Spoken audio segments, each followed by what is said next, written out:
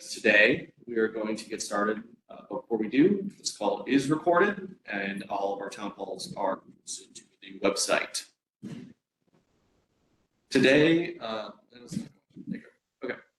Today we're covering an office update, timeline for the RFA, and Janae is here from the Nebraska Department of Correctional Services to discuss workforce opportunities with us. The big news at the broadband office is that we have moved. You might see that there is a different background behind me. We are now over at the historic Ferguson House, just southeast of the Capitol.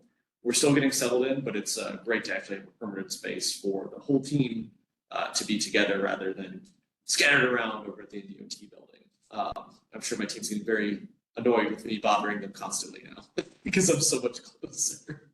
Seeing some nods. Here are just a couple photos. We're excited to begin hosting people in this space going forward. We're still getting all the furniture and everything set up in here, and it's super cool to be in this historic home.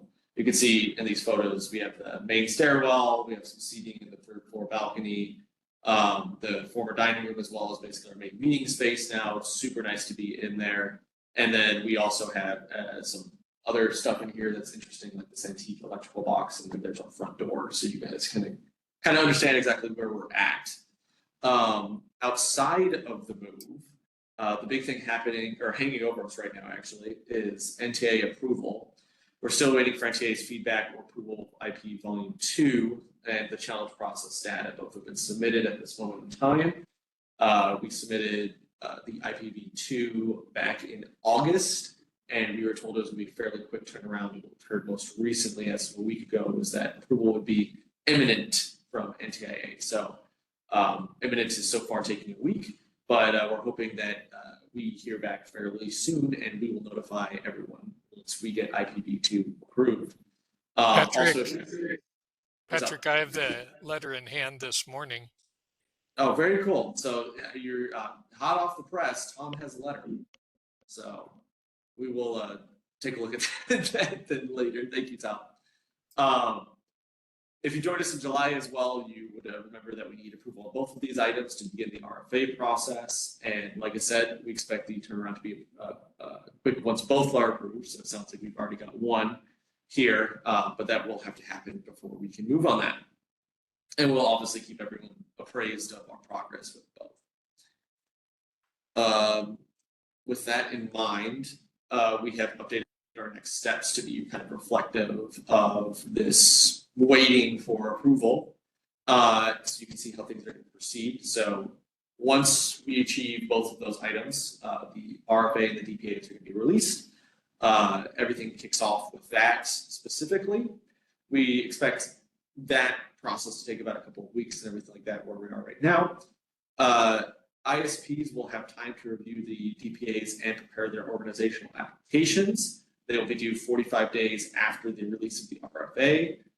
Once these organizational applications are complete, there'll be 62 days, or roughly 3 months, to complete and turn around project applications. That's 62 business days, I believe. With that, keep in mind the difference between organizational application and project application. The organizational application kind of just encapsulates a lot of your organization, all like related items that don't change from project to project. We want to split those up so that the actual project applications and the grants, you don't have to keep resubmitting 200 different pages worth of documents. You only do that once, and then you submit your project application for each individual project that you'd like to bid on. So just quick clarity on that specifically. After project applications, we will have about 8 months to announce the awards. And like we mentioned before, we plan on going through several different rounds of awards that will encapsulate that time frame. And then 30 days after that, those projects will begin, and we expect them to be completed within 4 years. So that gives you kind of a good idea of timeline, steps, where we are in the process. So good news on the Volume 2 letter, hopefully being approved. Obviously, this will make its way to the press in the coming days. Moving on, the horizons, and you've likely heard us use the term horizons as kind of our catch-all phrase for looking beyond just the BEAD program. Let me know if there's any network issues that just kind of pop up on my computer saying that there were. But Although the BEAD program is incredibly important to us, it won't benefit Nebraska if we don't think about what happens after we develop. We want to be able to use the resources that we're putting into the ground and in the sky. So the office has challenged people to look out to the horizon and anticipate what a connected Nebraska would look like. Over the past month, we've had several horizons-focused conversations I would like to talk about. First, I had the great honor of speaking on a panel at the Governor's Economic Summit out in Kearney. That was a great experience. We had a lot of really good turnout there. Director Kramer from the Department of Transportation was also on the panel moderating it. And I had a great conversation about how their infrastructure hub will impact Nebraska and how our BEAD program will impact Nebraska and some of the economic benefits you can see there. You can see kind of the threads tying together both those concepts. We also have found a great partner in the University of Nebraska-Lincoln. Director Haggerty and some of the team had the opportunity to learn about the Nebraska Experimental Test Bed of Things, or NEXT program. It truly paints an advanced picture of kind of what our roads, public safety, agricultural, broadband, and everything, broadband with everything that with high-speed internet would look like. So we are seeing a glimpse into the future, which is exactly what the Horizons project is for. The University was also hosts the Eastern Nebraska Research Extension and Education Center. The center is located just outside of Ithaca, and the staff there are developing a precision ag program like we've never seen it before. A lot of the stuff is still very experimental, but we can expect to see it in the coming years or so. Some of the stuff hitting the kind of market and seeing our rural ag impact increasing here in the state because of the broadband deployment. Once again, all of this that we've just talked about is dependent on this broadband access, which is why our work here with the BEAD program is so important. But we don't want to just focus solely on the BEAD program, but again, we want to focus on what we can do with the BEAD program.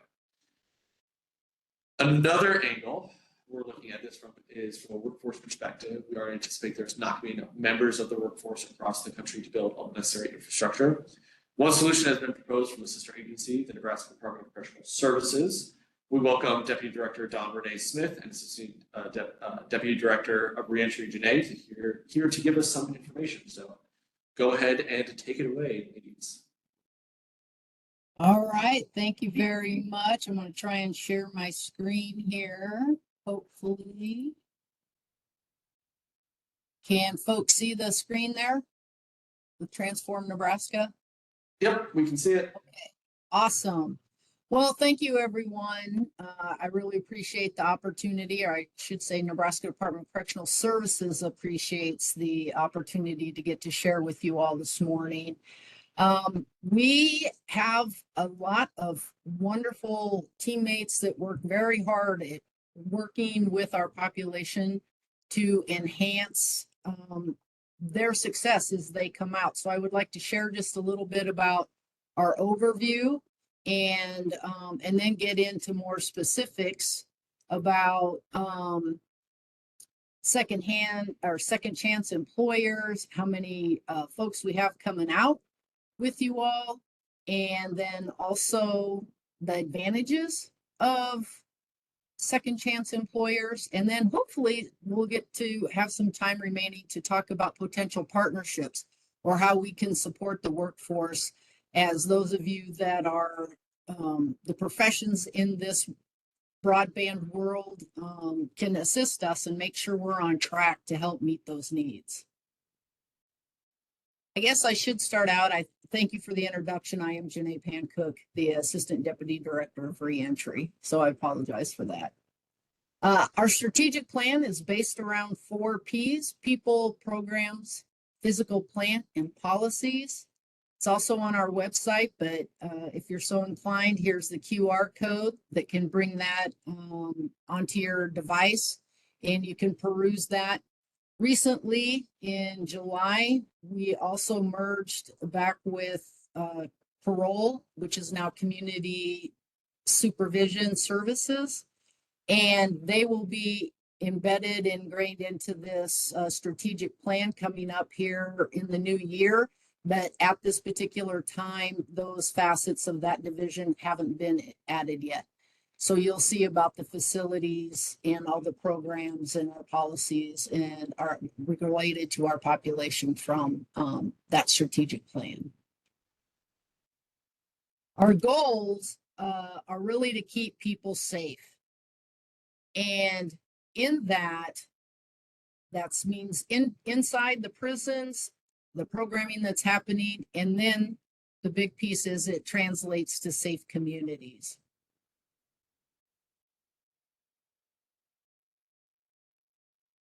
This is where our facilities are located. Some folks are unaware that we do have a work ethic camp in McCook, Nebraska. The women's facility, the Nebraska Correctional Center for Women, is in York, Nebraska. There are 3 penitentiaries or facilities here in Lincoln: the Reception Treatment Center, the Nebraska State Penitentiary, and the Lincoln Community Center.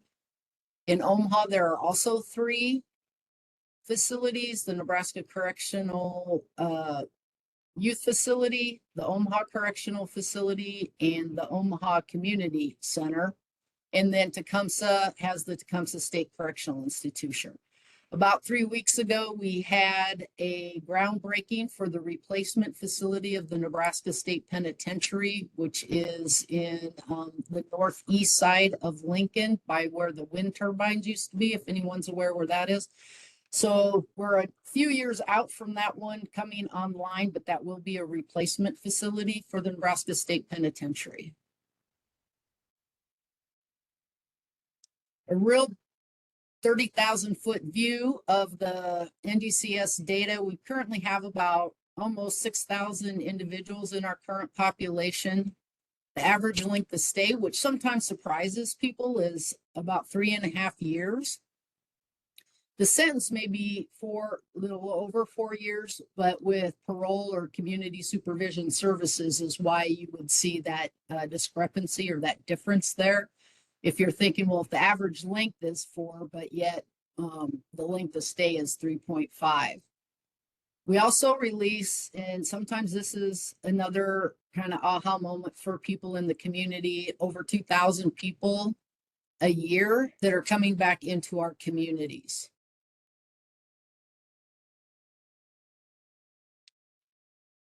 In February, we launched Reentry 2030 in conjunction with the Council of State Governments. And that initiative, we were the 4th state in the country to embrace this. And part of that were goals that we set out specifically for reentry success. And one of those is reentry success. It's amazing. We oftentimes measure success in corrections by recidivism, which are the number of people that return to us. And that's really a negative. It doesn't really acknowledge the people that are being successful. So in essence, one of our goals is to increase our reentry success by 15%. And that would mean about 82.3% of the people coming back into our communities are successful. We also have goals around education, which are the 30% increase in GED. And this is by the year 2030. I just want to make that clear. Completion, 15% increase of proctors of our GED testing, a 50% increase in college coursework and enrollment. Programming, a 50% increase, 25% increase in vocational life skills programming. 100% of our folks coming back to the community will be enrolled in Medicaid. Critical documents such as a state ID or birth certificate, 100%. We'd love to have 90% released population employed within 30 days. And then you may have noted the governor in LB 631, there is a reentry continuity advisory board that is through the governor's office, and it's a mixture of public and private and service provider entities.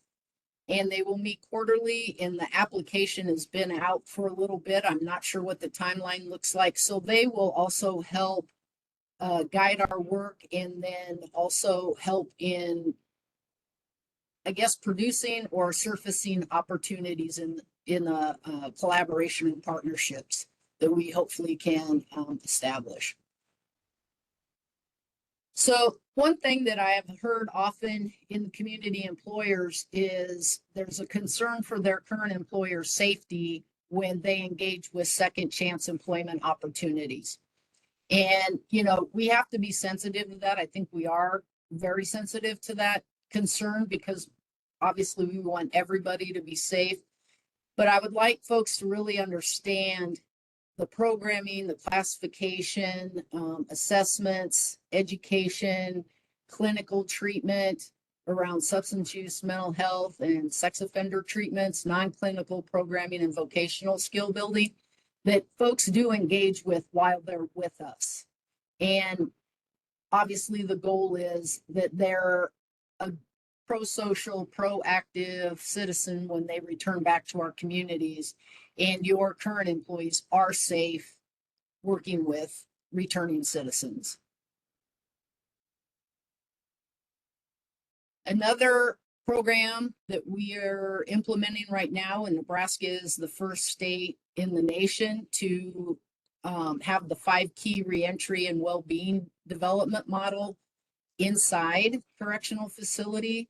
In the past, it had been used in other jurisdictions on the community side or supervision side, but Nebraska is bringing these tenets and this strength-based instead of deficit-based programming internally. And a really intriguing piece of this to me is it's peer and teammate led. So lived experience sits alongside a staff member and delivers or facilitates the curriculum. Sometimes they lead the curriculum, sometimes it's co-facilitated.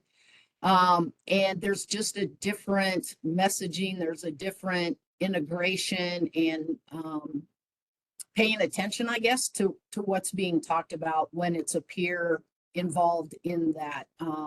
It's been pretty powerful and impressive to watch these programs be embraced by the population.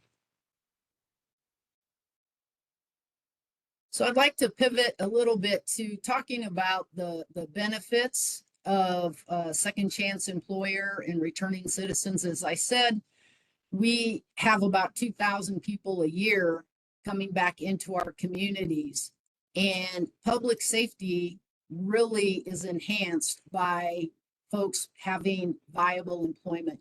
We talk a lot about ABC employment, which is a job, a better job, and then a career. So reintegrating the citizens into career pathways really enhances public safety. That stable income reduces economic pressures. I'm sure we can all relate to that. And so that mitigates or helps minimize individuals' reliance or return to criminal activities. Also helps those folks when they have a job or a career they look forward to, really fosters that sense of responsibility and belonging in a community as part of a community and not a standalone. Many times folks inherently adopt a stereotype of what they believe people think about them or what their status should be or is. But as they gain that career experience, that support, that success, the further it enhances their ability to refrain from criminal activities. There's many advantages to hiring second chance individuals. Many of them are listed up here, but ultimately hiring and working with formerly incarcerated individuals not only benefits the individuals themselves, but it also contributes to a more diverse, inclusive, and socially responsible workplace. A couple of the significant tangible or fiscal advantages are the federal bonding and the work opportunity tax credit. Perhaps you've heard of it. A lot of times it's referred to as WOTC. One thing that also I think should be noted, I looked at some of the unemployment rates, and well, let me back up to this first. So the work opportunity tax credit for those that may not have the in-depth knowledge of what that is, it's a tax credit for employers who hire. In our population, there's about 9 different categories of populations that qualify for work opportunity tax credits. Returning citizens are one of those caveats that work opportunity tax credits are viable.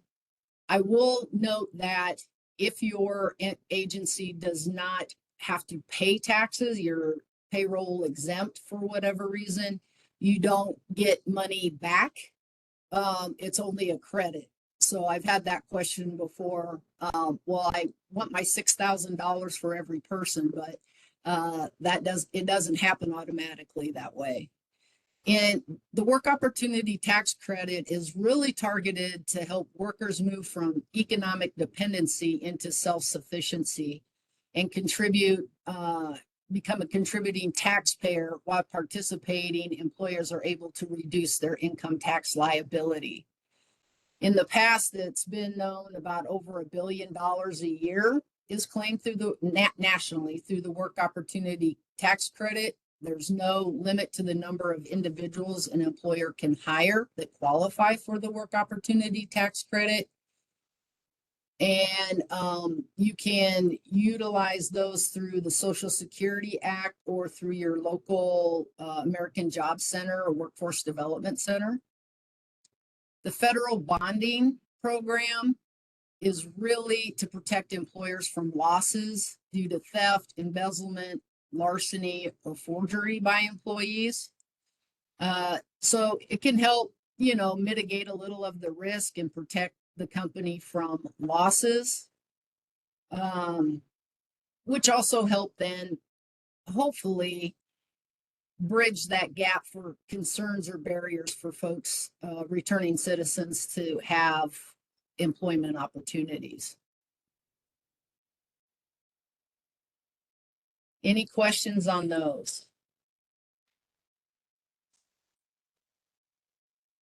So one piece I did want to add, just nationally, the unemployment rate is 4.2, which equals about 7.1 million people unemployed nationally. 2 million are currently unemployment insurance covered. In Nebraska specifically, it's 2.6% unemployed, which is about 27,000 people. 5,000 unemployment insurance claims are active as of August 2024. So we have 2,000 people coming out looking for jobs.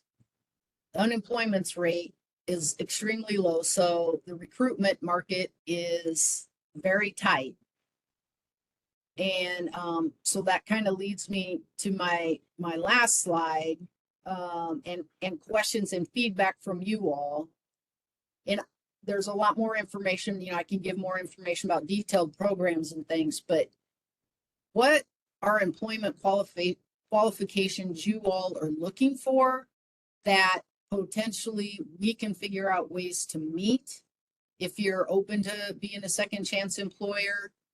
What do you foresee as future workforce trends? Again, setting our people up to succeed. Training and educational resources would you recommend for us to look at and maybe be able to instill in our programs? And then the last thing is partnerships. So we do have a cabling program out at the Work Ethic Camp currently. And the Work Ethic Camp in McCook is also able to do work details. We do some things with the Department of Roads out there right now. So I just wanted to make sure folks were aware that we do have cabling program. We have folks that might be able to help assist as, installation or other opportunities arise, especially as McCook is, the more rural areas. And with that, I really would just love to learn from any of you on these questions and any partnering insight or opportunities you all may have to offer.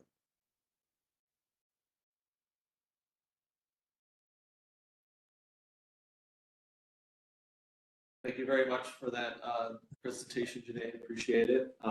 And for the rest of the presentation, we are just in our Q&A session. Does anybody have any questions for myself or Janae?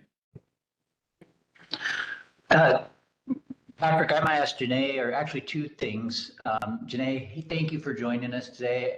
Incredible information. And I think, as we've shared in past meetings, Nebraska is somewhat fortunate in that we have such a low unemployment rate, and our need in terms of this investment is probably not as great here as it is in other states.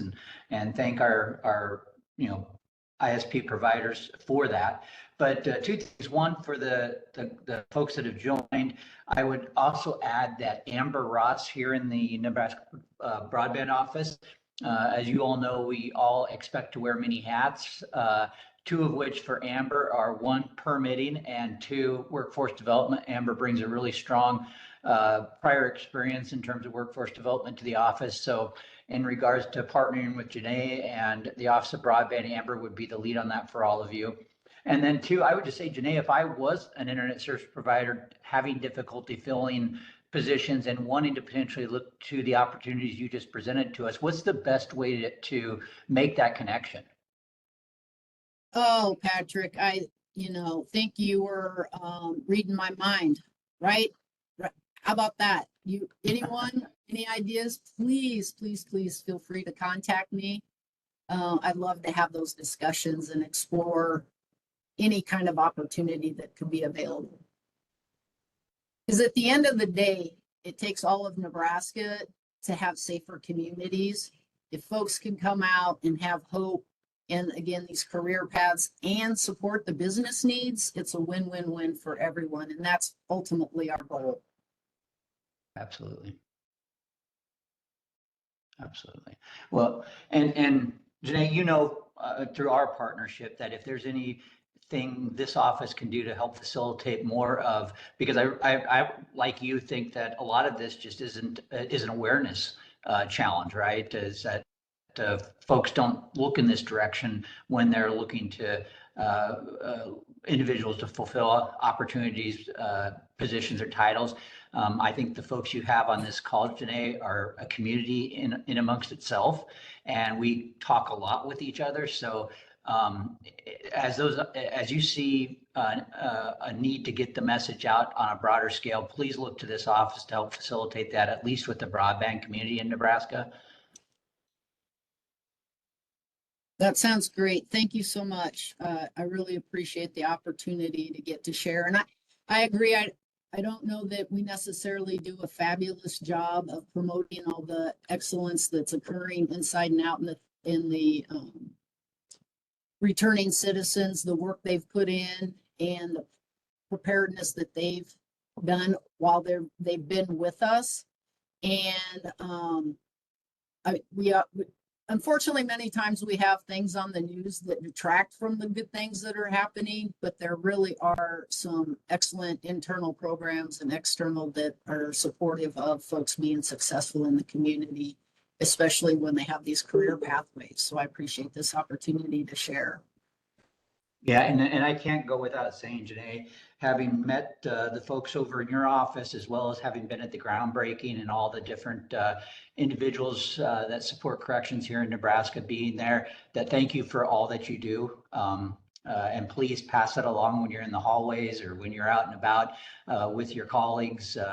At least from the Office of Broadband, we really appreciate the public service that you all do. Thank you. Well, thank you. It's an honor.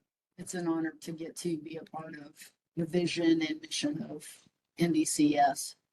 I would be a little remiss. I don't want to put her on the spot, but Deputy Director of Rehabilitative Services, Dawn Renee Smith, is also on this call. If she had any additional information or insights, I see she's replying back in the chat.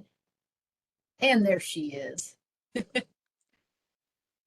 Thanks, Janae, and thank you to the Nebraska Broadband Office and Director Haggerty in particular. We're very excited to think about how we could partner. Folks are coming out, they need careers, they need good jobs, and We want to be able to provide them with those opportunities. As Janae said, we have 2 community corrections centers, one in Lincoln, one in Omaha. And about 800 people live in those 2 facilities. And so those are folks that about half of them are folks that can go out and get a job in the community while they're still incarcerated. And so those are folks that could be working with your agencies, with your companies while they're still incarcerated, and then transition out, once they're released. We also have about 1,200 people on parole, and those folks are always looking for jobs and good jobs and things that will take them farther along that pathway. So we're very open and interested in partnering with any of you, and please don't hesitate to contact Janae if you have any thoughts or ideas about how we can partner. All right, any other questions for us or the team from corrections?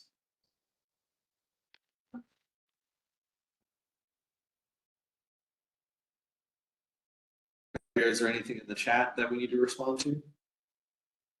Nope, there's nothing new in the chat. Well, thank you guys so much for joining us. Thank you to our corrections team for joining us as well. Thank you, Don Renee. Thank you, Janae. I really appreciate you guys coming on and sharing all that information with us. I think that was very helpful for the team and also for our community. We will be posting a newsletter in the coming days as well with a lot of this information. And we look forward to seeing you guys at our next town hall. Thank you guys so much for coming. Appreciate it. Thanks, everybody. Have a good day. Have a great day. Thanks, everyone.